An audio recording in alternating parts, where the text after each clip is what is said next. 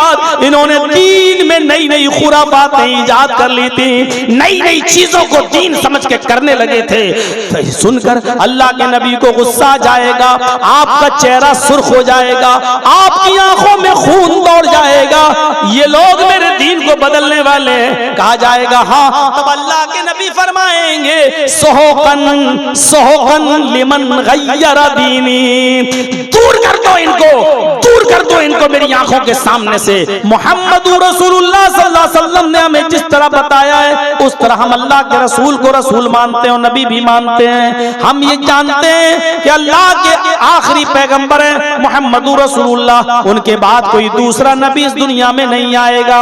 हम ये भी मानते हैं कि क़यामत के दिन सारी दुनिया परेशान होगी, आदम के पास जाएंगे मेरी सिफारिश कर दो, आदम अलैहिस्सलाम कहेंगे मैं इस लायक नहीं हूँ, वो नूह अलैहिस्सलाम के पास जाएंगे हमारी सिफारिश कर दो, नूह अलैहिस्सलाम भी मना कर देंगे हम सिफारिश के लायक नहीं हैं। वो ज़करिया यहया याकूब सबके पास जाएंगे और सारे नबी मना कर देंगे। वो मूसा और ईसा के पास भी जाएंगे, ये भी मना कर देंगे और सारे नबी मिलकर कहेंगे मुहम्मदुर रसूलुल्लाह के पास जाओ।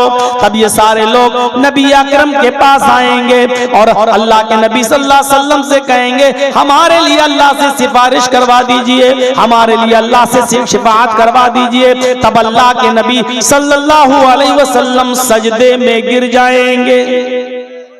हदीस के अल्फाज सुनिए, अल्लाह के नबी सजदे में गिर जाएंगे, अल्लाह की हम्दो सना बयान करेंगे जितनी अल्लाह चाहेगा, जो अल्लाह उनके मुंह से निकलवाएगा वो निकालेंगे। उसके बाद आवाज आएगी गैब से, अल्लाह पुकारेगा, आवाज आएगी इरफा रासक, आए मोहम्मद सल्लल्लाहु अलैहि वसल्लम अपना सर उठाओ। अल्लाह के नबी सजदे से अपना सर उठाएंगे, अल्लाह कहेगा सल, आए नबी मांगो क्या मांगते हो, तोता जो मांगोगे तुम्हें दिया जाएगा, जो मांगोगे तुम्हें नवाजा जाएगा। आए मोहम्मद सल्लल्लाहु अलैहि वसल्लम मांगो, अल्लाह को पुकारो, अल्लाह से मांगो क्या मांगते हो, सल, तोता जो मांगोगे तुम्हें दिया जाएगा। वशफी तो शफा, अगर सिफारिश करना चाहो तो सिफारिश भी करो, जिसकी शिफाअत करोगे कबूल की जाएगी। आप सिफारिश कीजिए, शिफाअत कबूल की जाएगी। अल्लाह के नबी फरमाते हैं उस वक्त मैं गुनाहगार उम्मतियों की सिफारिश करवाऊंगा और मैं तो चाहूंगा कि सब बख्श दिए जाएं, लेकिन ये अल्लाह की मर्जी पर मौकूफ है। अल्लाह जितनों को चाहेगा बख्श देगा, अल्लाह जितनों को चाहेगा उनको बख्श देगा। तो अल्लाह ताला मेरी सिफारिश कबूल फरमाएगा। फरमाया अल्लाह के नबी सल्लल्लाहु अलैहि वसल्लम ने, इन्नी फरतुकुम मलल हौज, मैं हौज़े कौसर पर बैठा हूँगा, तुम्हारा मीरे कारवा हूँगा, तुम्हारे हौज़े कौसर पर बैठूंगा और तुम्हारा इंतजार करूंगा। वो हौज़े कौसर जिसका पानी बर्फ से ज्यादा ठंडा, बर्फ से ज्यादा ठंडा और शहद से ज्यादा मीठा और दूध से ज्यादा सफेद होगा, वो पानी होगा हौज़े कौसर।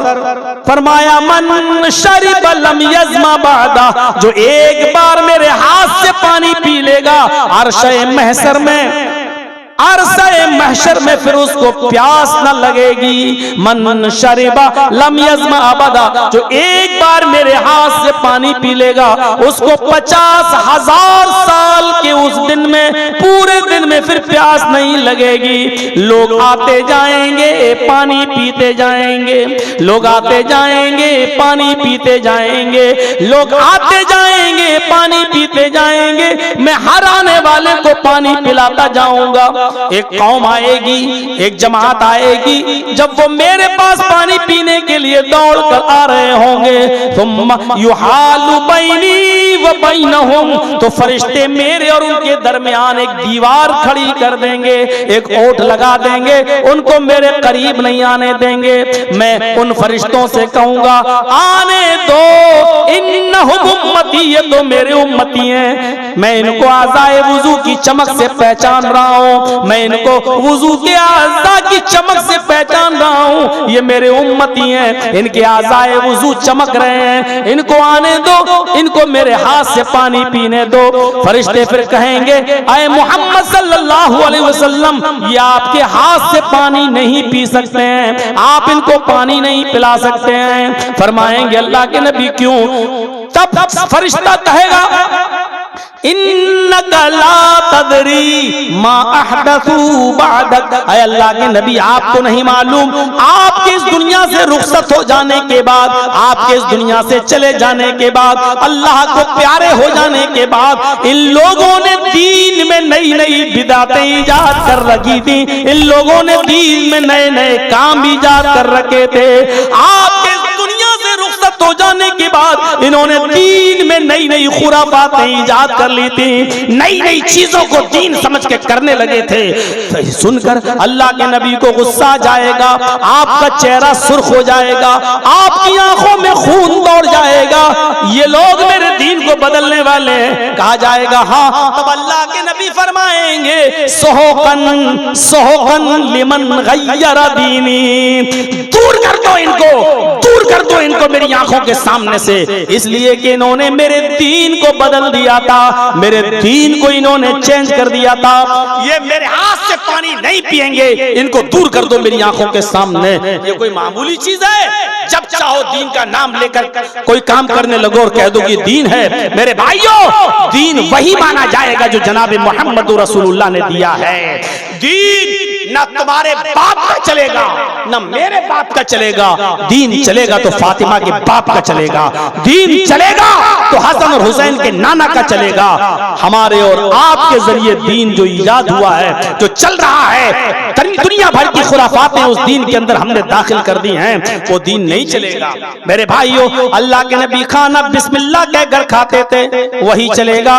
बिस्मिल्लाहि व अला बरकतिल्लाह कहकर खाते थे, वही चलेगा। अब पूरा कुरान पढ़ के खाना चाहो तो नहीं खा सकते, ये दीन नहीं है। अब उसको नाम फातिहा दे दो, कुल दे दो, कुछ और दे दो, ये सब तुम्हारी खुराफातें हैं, दीन का इससे कोई ताल्लुक नहीं है। मेरे भाइयों, इन तमाम चीजों को छोड़ देना चाहिए और इन बिदअतों से हमें परहेज करना चाहिए, वरना कयामत के दिन हमें नबी अकरम सल्लल्लाहु अलैहि वसल्लम के हाथों से पानी भी पीने को नहीं मिलेगा। हमसे कहा जाता है कि हम रसूल को नहीं मानते। मेरे भाइयों, इस मसले को भी थोड़ा सा समझ लीजिएगा और बहुत गहराई से सुन लीजिएगा। और आज मैं तुमको नई चीज बताता हूं। जो लोग हमें इल्जाम देते हैं कि ये रसूल को नहीं मानते, मैं कहता हूं अल्लाह की कसम वो बिल्कुल सच बोलते। अब आप कहोगे मौलाना अल्लाह की कसम खाकर कह रहे हैं ये बात? जी। अच्छा, एक बात बताइए, आप मूसा अलैहिस्सलाम को आप अल्लाह का रसूल मानते हैं कि नहीं मानते? मैंने अपनी आवाज स्लो कर दी है, आपसे अब हम कुछ सवाल करेंगे, आपको जवाब देना पड़ेगा। बताइए, मूसा अलैहिस्सलाम को आप अल्लाह का रसूल मानते हैं कि नहीं मानते हैं? मानते हैं। लेकिन यहूदी तो कहते हैं कि मुसलमान मूसा को नहीं मानते। कहते कि नहीं कहते हैं? वो कहते हैं मूसा को हम ही मानते हैं। यहूदी कहते हैं कि मुसलमान मूसा को नहीं मानते। आपसे हम सवाल कर रहे हैं, आप ईसा अलैहिस्सलाम को मानते हो कि नहीं मानते हो? मानते हैं ना? हम और आप ईमानी पूरा नहीं होगा जब तक कि इनको हम नबी ना माने, रसूल ना माने। ईसा अलैहिस्सलाम को अल्लाह का रसूल मानते हैं कि नहीं मानते हैं? मानते हैं ना? लेकिन ईसाई तो कहते हैं कि मुसलमान ईसा को नहीं मानते। क्या करेंगे आप? ईसाई कहते हैं मुसलमान ईसा को नहीं मानते, यहूदी कहते हैं मुसलमान मूसा को नहीं मानते।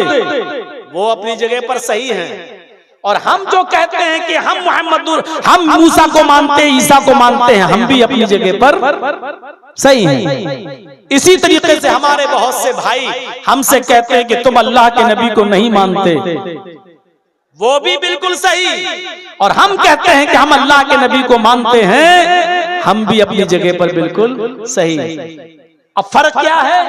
मूसा अलैहिस्सलाम को यहूदी जिस तरह मूसा को नबी मानते हैं, उस तरह हम नहीं मानते।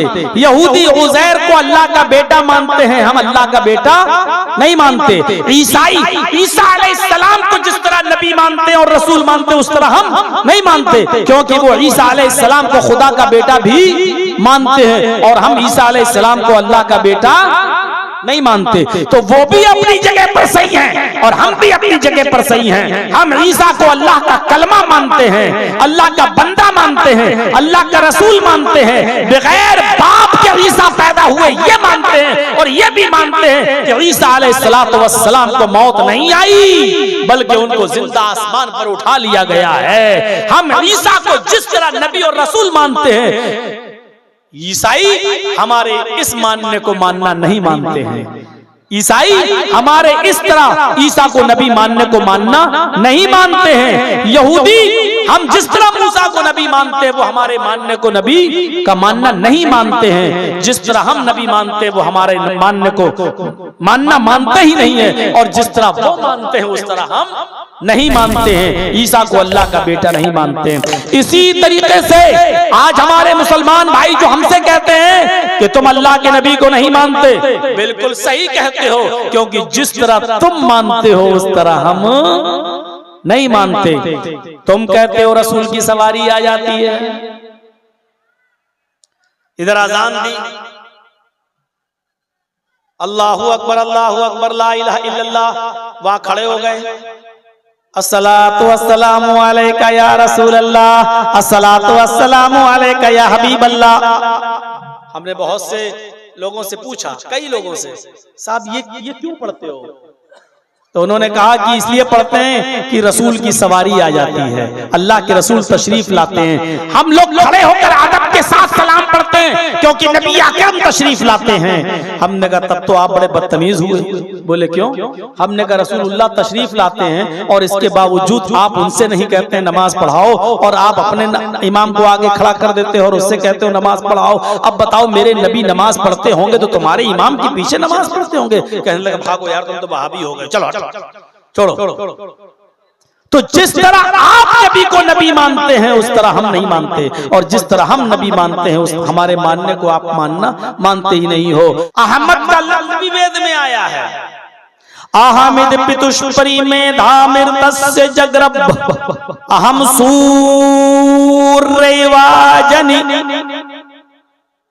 ये भी वेदों में मंत्र मौजूद है। अहमद पितुष्परी में धामर तस्य जगरब, अहमद ने सबसे पहले कुर्बानी दी।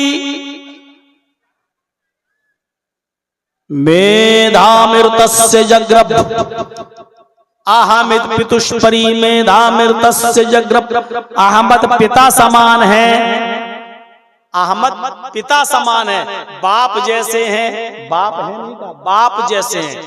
जैसे बाप अपनी औलाद को उनकी गलतियों पर डांटता भी है और समझाता भी है, उसी तरीके से मोहम्मदुर रसूलुल्लाह भी तुम्हें डांटेंगे भी और समझाएंगे भी। अहमद पितुष्परी पिता समान है, मेधामिर तस्य जगरब, उन्होंने सबसे पहले कुर्बानी दी, यानी अपना इलाका, अपना शहर, अपना वतन छोड़ा। वही सबसे पहले मक्के से मदीने की तरफ हिजरत की है। कुर्बानी का मतलब उन्होंने अपने माँ बाप की, उन्होंने अपने रिलेटिव्स की, उन्होंने अपने शहर की, उन्होंने अपने साथियों की कुर्बानी दी, अपने शहर को, अपनी बस्ती को छोड़ दिया। अहमद पितुष्परी में धामिर तस्य जगरब, सबसे पहले कुर्बानी दी और कहा अल्लाह से, कहा ईश्वर से, अहम सूर्यवाजनी, हाय हमारे प्रभु, हाय हमारे रब, हाय हमारे ईश्वर, हाय हमारे रब, हाय हमारे दाता, हमको संपूर्ण जगत के लिए सूरज बना दे, हमको सूर्य की तरह रोशन कर दे, हमको सूरज की तरह चमका दे। अल्लाह ने मोहम्मद रसूलुल्लाह को सूरज की तरह चमका दिया। चमकाने का मतलब समझ रहे हैं? जैसे सूरज निकलता है उसकी रोशनी सबके घरों में जाती है, रात के अंधेरे को मिटा देता है और सूरज सबको रोशन कर देता है। इसी तरीके से मोहम्मद रसूलुल्लाह ने अपने इल्म से सबको रोशन कर दिया, अपने इल्म से सबको चमका दिया, यानी मोहम्मद रसूलुल्लाह सबके लिए नबी बनकर पहुंच गए, नबी बनकर आए। हम सूर्य बाजनी, हाय अल्लाह हमको सूरज की तरह बना दे, जैसे सूरज सबको रोशनी देता है ऐसी हमसे भी सबको रोशनी दे दे, यानी हमारे जरिए भी सबको इल्म पहुंचा। अल्लाह ने मोहम्मद रसूलुल्लाह को सिराज मुनीर भी कह दिया, सिराज मुनीर भी कह दिया, नहीं चमकता हुआ सूरज, रोशन सूरज भी कह दिया। या अय्युहन नबी इन्ना अरसलनाका शाहिदन व मुबश्शिरन व नज़ीरा व दाइयन इलल्लाहि बिइज़्निही व सिराजन मुनीरा। मोहम्मद सल्लल्लाहु अलैहि वसल्लम, हमने आपको रोशन सूरज बनाकर भेजा है, रोशन चिराग बनाकर भेजा है। रोशन सूरज, जब सूरज निकलता है तो अंधेरा मिट जाता है। मोहम्मद रसूलुल्लाह के भी वही हाल है। जब आपको नबूवत मिली तो आपने गुनाहों का अंधेरा खत्म कर दिया। सूरज जब निकलता है तो रात में होने वाले जराइम का इर्तिकाब रुक जाता है। चोर चोरी करना दिन की रोशनी में छोड़ देता है और दिन दहाड़े जराइम का इर्तिकाब नहीं करता है। सूरज की रोशनी में कोई आदमी दिन दहाड़े जुर्म नहीं करता है। इसी तरीके से मोहम्मद रसूलुल्लाह ने लोगों को ऐसा समझाया कि लोगों ने गुनाह करना छोड़ दिए, लोगों ने गुनाह करना छोड़ दिए। फर्क इतना है, आसमान से ये सूरज निकलता है, ये दिन में निकलता है और रात में बुझ जाता है, लेकिन मोहम्मद रसूलुल्लाह वो सूरज है जिनकी रोशनी रात में भी रहती है और दिन में भी रहती है, जिनका नाम रात में भी लिया जाता है और दिन में भी लिया जाता है। इसीलिए हजरत आयशा मोहम्मद रसूलुल्लाह को अपना सूरज कहा करती थी।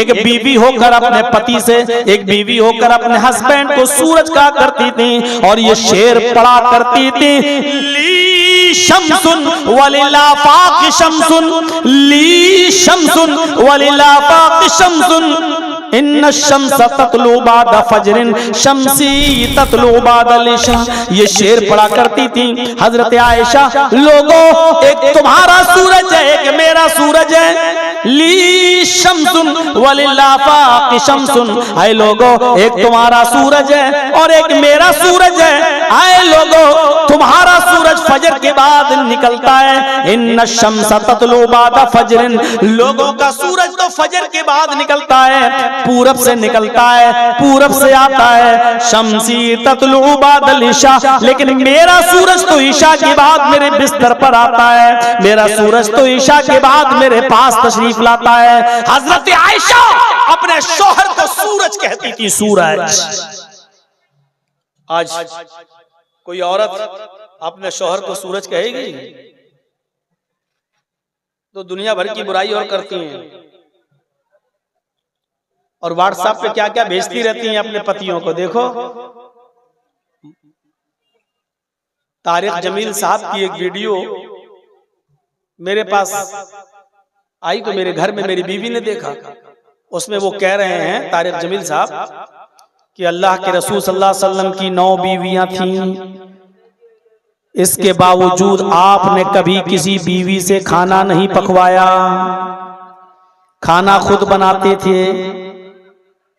कपड़ा फट जाता था तो आपने किसी बीवी से ये नहीं कहा कि कपड़ा सिल दो, आप खुद कपड़ा सिल लेते थे, जूता खुद टांक लेते थे। ये तकरीर मेरी बीवी ने भी सुनी और उसने व्हाट्सएप पे मुझे भेज दी। मतलब औरतें ये चाहती हैं कि हमारे मर्द अब खाना भी खुद पकाएं, कपड़ा खुद धुलें, और ये सबका हाल है। जब हम जैसों का हाल है तो आपका भी हाल वही होगा। आप यहाँ खुश थोड़ी बैठे हो, हमें मालूम है किसकी ऊपर कैसी गुजर रही है। और हमें तो इतना पढ़ना आता है कि हम चेहरा देख के बता देते हैं कि आदमी अपनी बीवी से कितना खुश है और कितना नाखुश है। हालात ऐसे होते हैं। जब मैं अपने पड़ोसी मुल्क में गया तो वहां एक आदमी की 3 बीवी थी, तो उसने भी मेरी एक बार दावत कर दी अपने घर पे, चलो। तो ईशा की नमाज पढ़ने नहीं गया वो, तो मैंने कहा यार तुमने नमाज नहीं पढ़ी? बोला मौलाना मैं नमाज पढ़ूं या ना पढ़ूं लेकिन मैं जन्नती हूं। मैंने कहा बक बक बक बक। बोला मैं हर हाल में जन्नत में जाऊंगा चाहे एक वक्त की भी नमाज ना पढ़ूं। हमने कहा भाई पागल, इतना कॉन्फिडेंस, इतना यकीन तुझे? कहता कि मैं जन्नत में जाऊंगा। मैंने कहा कैसे, क्यों? बोला मैंने जहन्नम दुनिया ही में देख ली है। मैंने कहा मैं समझा नहीं। बोला मेरी 3 बीवी हैं। मैंने कहा मैं समझ गया बस। बोला मेरी 3 बीवी हैं। मैंने कहा बस मैं समझ गया। बोला अब आप ही बताइए कि अल्लाह 2 जहन्नम किसी को दे सकता है? दुनिया में भी जहन्नम और आखिरत में भी जहन्नम? नहीं, ऐसा हो ही नहीं सकता। जब दुनिया में मैं जहन्नम भुगत रहा हूं तो अल्लाह हमें अब आखिरत में जन्नत देगा, चाहे मैं नमाज पढ़ूं ना पढ़ूं, रोजा रखूं ना रखूं। तो मेरे भाई ये हालात हमें पता है, मालूम है। नबी हजरत आयशा तारीफ कर रही है। एक पीर साहब थे, सुना वाक़या? उनकी बीवी उनको पीर ही नहीं मानती थी। तेरे जैसे 336 पीर रोज देखती वक्त। एक बार उसकी बीवी ने आसमान में उड़ते हुए किसी बुजुर्ग को देख लिया। आसमान पे उड़ रहे हैं और मुसल्ला बिछा के नमाज पढ़ते हुए जा रहे हैं। अभी इसका शौहर जब घर पे आया तो बीवी ने कहा एक ये पीर बने फिरते हैं। पीर तो वो था जो मैंने आज आसमान में देखा है, हवा में मुसल्ला बिछाकर नमाज पढ़ते हुए जा रहा था, उड़ रहा था। अब इसके पीर को लगा कि किसी तरह हीरो बनूं मैं अपनी बीवी की नजर में। तो कहा रे मेरी बीवी तुमने देखा है उसको? कहा हवा में उड़ते हुए देखा है? हाँ देखा है। मुसल्ला बिछाए हुए था, हाँ उस पर खड़ा भी था हवा में और नमाज पढ़ रहा था। तुमने देखा है? हाँ। अरे वो मैं ही तो था। ये बोला उसका पीर, वो मैं ही तो था। अब बीवी को लगा कमीना ये यही था, तो अब क्या करूं? तो कहने लगी हाँ मुझे लगा कि तुम ही थे। क्या मतलब? इसीलिए तिरछे तिरछे उड़ रहे थे, टेढ़े टेढ़े उड़ रहे थे, तुमसे तो सीधा उड़ा भी नहीं जा रहा था, है? फिर भी कमी निकाल दी। अभी तारीफ कर रही थी, जब सुना ये तो मेरा ही आदमी, तो कहने की वो तो टेढ़े टेढ़े उड़ रहे थे, तिरछे तिरछे, किबला इधर था तुम उधर उड़ रहे थे, कमी निकाल दी। उसने कहा ऊँट रे ऊँट, तेरी कौन सी कल सीधी, अभी औरत तेरी कौन सी फितरत, क्या तुझे समझूं और क्या तुझे मानूं? मैं तो सोचा था कि अब मेरी ताई, अब मैं हीरो बन जाऊंगा तेरी नजर में, फिर भी तूने कमी निकाल दी, फिर भी तूने कमी निकाल दी। मेरे प्यारे साथियों गौर करो, हजरत आयशा से सीखना चाहिए हमारी औरतों को, हमारी बहनों को, हमारी माओं को, हमारी कौम की बेटियों को, कि वो किस तरीके से तारीफ कर रही हैं। ली शम्सुन वलिला बाकी शम्सुन शम्सी खैरुम मिन शम्सिस समाई। तुम्हारा सूरज है और एक मेरा सूरज है, मेरा सूरज तुम्हारे सूरज से बेहतर है। इन्न शम्स ततलू बादा फजरिन, तुम्हारा सूरज फजर के बाद निकलता है। शम्सी ततलू बादल इशा, और मेरा सूरज इशा के बाद मेरे बिस्तर पे आता है। ये तारीफ कर रही है हजरत आयशा रज़ी अल्लाह ताला अन्हा। तो अहमद नाम भी आया है, अहमद अहमद पितुष्परी में धामिर तस्य जगरब अहम सूरैवाजनी। अहमद पिता समान है, बाप की तरह है। सबसे पहले उन्होंने कुर्बानी दी और अल्लाह से, ईश्वर से कहा मुझे सूरज की तरह बना दे, मुझे सूरज की तरह चमका दे, मुझे पूरी दुनिया के लिए सूर्य बना दे। यानी जैसे सूरज की रोशनी सबको पहुंचती है, ऐसी मेरी रोशनी भी सबको पहुंचा दे, मेरा इल्म मेरी तालीम भी सबको पहुंचा दे, हर घर तक इस्लाम पहुंच जाए। ये अहमद नाम भी आया है। वो अनल माही, तीसरा नाम माही, यमहुल्लाहु बिल कुफ्र, माही का मतलब मिटाने वाला। अल्लाह के नबी फरमाते अल्लाह मेरे जरिए कुफ्र को मिटाएगा।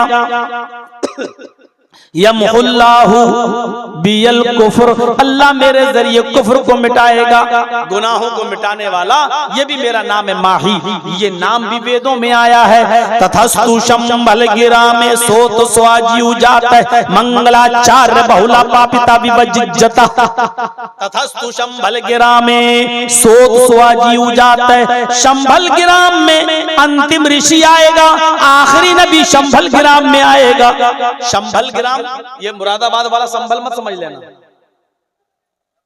शंभल संस्कृत में शंभल के माना होते हैं शांत, और ग्राम मानी गांव। तो क्या मतलब होगा? शंभल ग्राम शांति वाला गांव। अरबी में शांति वाले गांव को अगर ट्रांसलेट करोगे तो क्या करोगे?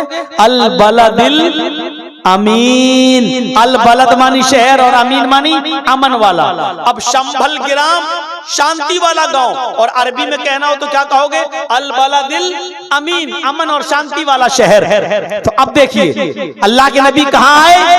अल बलदिल अमीन में आए। कहाँ आए? मक्के में आए। तो वेदों ने क्या कहा है? आखिरी नबी मोहम्मद कहाँ आएंगे? शंभल ग्राम में आएंगे, शांति वाले गांव में आएंगे, यानी अल बलदिल अमीन में, मक्के में आएंगे। मोहम्मद रसूलुल्लाह कहाँ आए? मक्के में। हिंदू भाइयों, बहुत सोचने की जरूरत है। तुम्हारी किताब नाम बता रही है, अब तुम्हारे यहाँ शंभल ग्राम कोई ना हो तो हम क्या करें? सूरज रोशनी दे रहा है, चमगादड़ ही अंधा हो जाए ना दिखे तो इसमें सूरज का क्या कसूर है? तुम्हारी किताबें तुम्हें रोशनी दे रही हैं, उन किताबों की रोशनी में तुम्हें ना दिखाई दे तो इसमें किताबों का क्या कसूर है? शंभल ग्राम में आएंगे, सोत स्वाजी जाता है, लोगों को ऊंची जगह पर खड़े होकर स्पीच देंगे, सुनाएंगे, अच्छी बातें बताएंगे। अल्लाह के रसूल सल्लल्लाहु अलैहि वसल्लम मिंबर पर खड़े होकर, ऊंची जगह पर खड़े होकर लोगों को समझाते थे, यानी मस्जिद में समझाने के लिए मिंबर बना लिया, लकड़ी के मिंबर पर खड़े हो जाते थे और आप लोगों को नसीहतें करते थे। सो तो सुआजी जाते, मंगलाचार, नेकियों की बातें बताएंगे, अच्छी अच्छी बातें बताएंगे। बहुला पापिता विवज्जता, बहुला मानी बहुत बड़े बड़े पाप ताप गुना, यानी कबीरा गुना, बड़े बड़े गुनाहों से लोगों को रोकेंगे, बड़े बड़े गुनाहों से लोगों को मना करेंगे, बड़े बड़े गुनाहों से लोगों को बाज रखेंगे। और यहाँ क्या कहा जा रहा है? यमहुल्लाहु बिल कुफ्र, गुनाहों को मिटाने वाला, यानी अल्लाह के नबी का नाम माही है, बड़े बड़े गुनाहों को मिटाने वाले, उनको खत्म करने वाले, गुनाहों के कामों से रोकने वाले। और यहाँ वेदों में क्या कहा गया है? बहुला पापिताप विवज्जता, वो बड़े बड़े गुनाहों का नाम लेकर मिटाएगा, वो बड़े बड़े गुनाहों को नाम लेकर खत्म करेगा।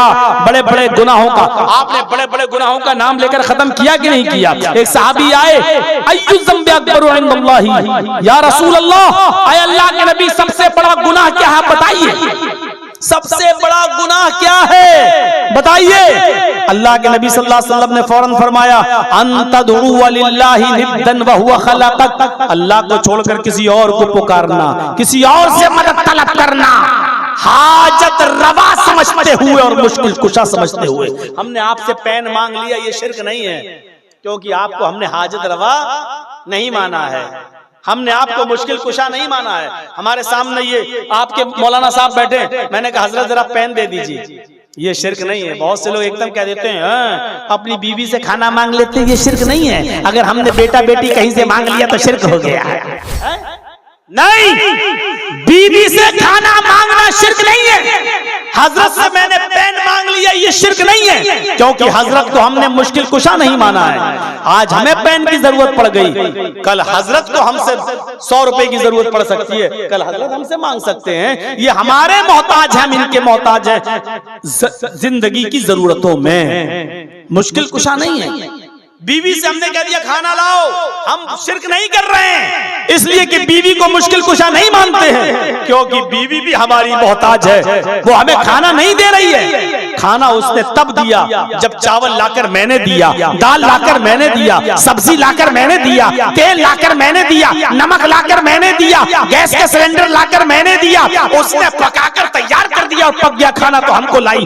हम उसके मोहताज है, वो हमारी मोहताज है, इसलिए ये शिर्क नहीं है। लेकिन जब हम किसी से बेटा बेटी मांगते हैं, किसी के दर पर जाते हैं, तो हम उसको अपना मोहताज नहीं मानते हैं, बल्कि उसको हम मुश्किल कुशा मानते हैं, उसको हम हाजत रवा मानते हैं, और उसको हम औलाद देने वाला मानते हैं। और ये कहते हैं, ये नहीं मानते कि ये भी मेरा मोहताज है, ये भी मेरा मोहताज है, जबकि हकीकत में वही हमारा मोहताज है, हम उसके मोहताज नहीं हैं, क्योंकि अब वो कब्र में दफन है। हम उसके लिए दुआ करेंगे कि अल्लाह इस मरने वाले की बख्श दे, अल्लाह इसकी मग़फ़िरत फरमा, अल्लाह इस पर अपना रहम फरमा। इसलिए दुनिया में जितने भी बड़े बड़े बुजुर्गों के नाम हैं, लाइए कोई एक नाम, उनके नाम के आगे अगर आप रहमतुल्लाह अलैह न लेते हो तो बताइए, आप कोई एक नाम ले लीजिए। बड़े से बड़े पीर का नाम क्या है? अब्दुल कादिर जिलानी।